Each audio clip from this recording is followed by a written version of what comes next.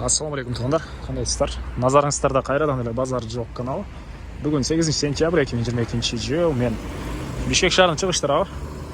Алтын Орда конушунда жүрөм туғандар. Новопавловкадагы Алтын Орда эмес, Бишкек шаарынын чыгыштары туңгуч тараптагы Алтын Ордада туғандар. Ошол жактан бир сатылуучу үй бар экен, ошол жерден силерге маалымат берейин дегем. Азыр мен турган жер Анкара көчөсү жана Алтын Ордого кирген негизги чоң көчөнүн кесилишинде турам. Сиздер үйгө баруу үчүн ошол чоң көчө менен түз бара бересиздер, барып сол тарапка кайрылганда 5-көчөдө сатылуучу үйүбүз жайгашкан. Анан бул жакта тугандар Международный университет, городской каток. Бир аз бул жакты бассаңыздар Рухий Мурас, батышты карай баса берсеңиздер, сиздер Дасмияга 7-апрель көчөсүнө бара аласыздар. Мына ушундай. Бул жерге чейин көптөгөн маршруткалар келет. Бишкек шаарынын бурч көчөсүнөн жана Алтын Ордонун өзүнө деле маршрутка барат тугандар. Анда мен сатылуучу үйгө карай жол алдым. Сиздер лайктан басып өз оюңуздарды комментарийге жазып тураңыздар. Келүү жолун түшүндүргөнчө тугандар, бүгүнкү чыгарыштагы сатылуучу үйгө да жетип келип калдым. Бул мынакей көчө тараптан көрүнүшү. Түндүк чек арасы бул забор бүткөн жерге чейин, түштүк чек арасы Укмоштоонун заборуна чейин болуп калат. Жердин аянты жалпысынан 5 соток тугандар. Документтер боюнча техпаспорт, кызыл китеп бар экен. Ушундай тугандар. 5-көчөдө жайгашкан, 5-көчөдө жайгашкан. Эми андан ары короосуна киргенде калган маалыматтарды берейин. Мектептер боюнча айтсак, мектеп бар экен, садиктер деле бар тугандар. Бул мынакей короосунун көрүнүшү. Жана айткандай эле жердин аянты 5 соток, документтер боюнча кызыл китеп, техпаспорт бар.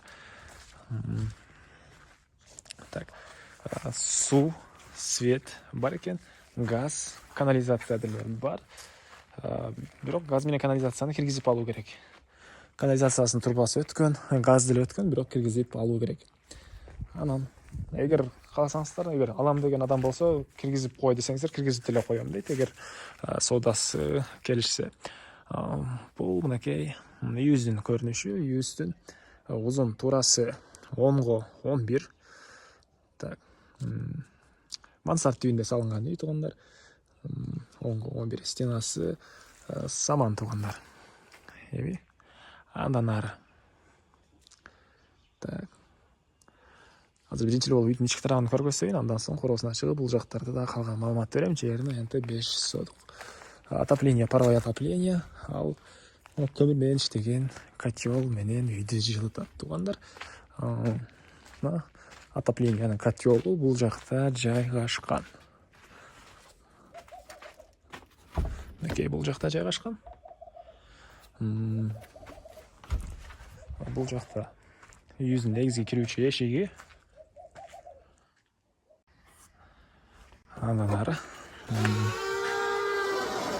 киргенде бир мондай прихожка тугандар. Полок натяжной дуалдары.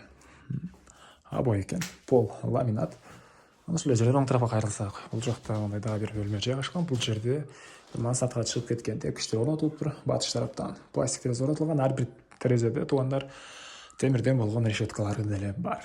Эми андан ары ушул жерден сол тарапка кайрылсак, биз мондай холл деп коебузбу, ушундай бөлмөгө кирет экенбиз. Потолок гипсокартон, дуалдар обой, полдор баары ламинат. Анан ушул жерден башка бөлмөлөргө өтүп кетет экенбиз. Оң тарапка кайрылсак, бул жакта бир спальня бөлмө, мындай чоң спальня бөлмө экен. Батыш тараптан пластик терезе орнотулган, потолок гипсокартон, дуалдар обой. Ар бир бөлмөдө отоплениянын батареялары бар. Эми андан ары кайрылып бул жака чыгып түз өтсөк, бул жакта дагы бир бөлмө.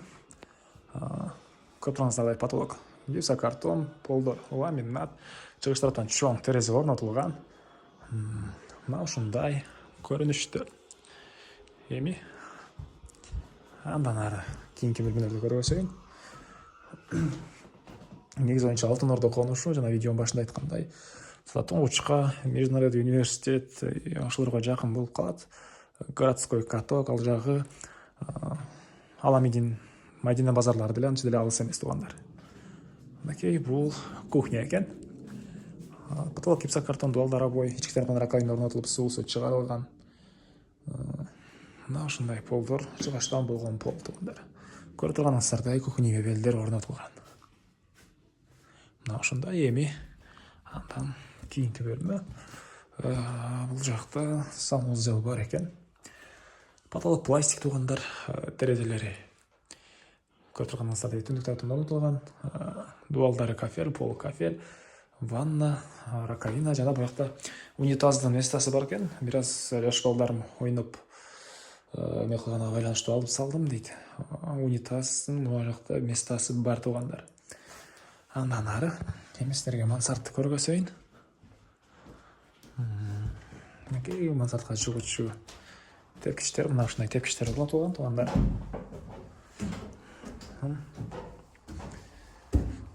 Бул мансарттын көрүнүшү 3 бөлмөдөн турат туугандар. Мансарттын холдон юкары 3 бөлмөдөн турат. Дубалдар шпаклевка экен туугандар. Өз жаңы алган адам каалагандай обой кылып алса болот өзүнүн вкусу менен деп айтты ээси. Анан оң тарапка карасак бир бөлмө. Анан ал жерден түз чыксак дагы бир бөлмө бул жакта. Бул жакта дагы бир бөлмө жайгашкан.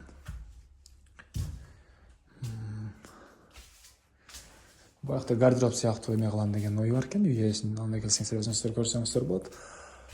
Так, мына ушундай мансарт менен үйдүн ортосунда монолит куюлган туугандар. Эми короосуна чыгайын да калган маалыматты берейин. Мен кале үйдүн короосундамын туугандар. Эми бул жактарды силерге бир чекенен көргөзөйүн. Так, туугандар, айта кетчү нерсе, обмен бар туугандар. 3 бөлмөлүү квартира, 4 бөлмөлүү квартира барга, жана жанагыдай магазин бар, под бизнес үйлөр, жер үйлөр же жанагыдай квартиранттар киргизген под бизнес үйлөргө деле башка райондордон болсо караштырабыз дейт. Алмашуу жолун. Бул үйүбүздүн чыгыштары алып караганда мынакей бул чекарага чейин ушунча бош жер бар. Жана бул жакта могу бутик магазин жок болсо бул жерде эле чоң жер бар экен. Бул алып салсаңыздар болот. Ошол бар болгону байланыштуу бир аз бул жерде эле кичинекейдей көрүнгөндөй сыяктуу көрүнөт. Мына ушундай туугандар. Эми айтылбаган эмне маалыматы калды, бир эле баасы калды окшойт. Бул үйүбүздүн баасына $78,000 деп атышат. Сүйлөшүү болот. Ээсинин номерин мен экранга калтырам туугандар. Звонок кылып сүйлөшүп көрүңүздөр. Сүйлөшүү болот. Алтын Ордо конушу Бишкек шаарынын чыгыштары оң тараптагы Алтын Ордо туугандар. Мына ушундай. Так. Ээсинин номери экранда туугандар. Звонок кылып сүйлөшүп көрүңүздөр. Сүйлөшүү болот. 3 бөлмөлүү квартира, 4 бөлмөлүү квартира же болбосо под бизнес үйлөр, магазин бар же болбосо квартиранттар менен болгон үйлөргө деле обмен жолу каралат.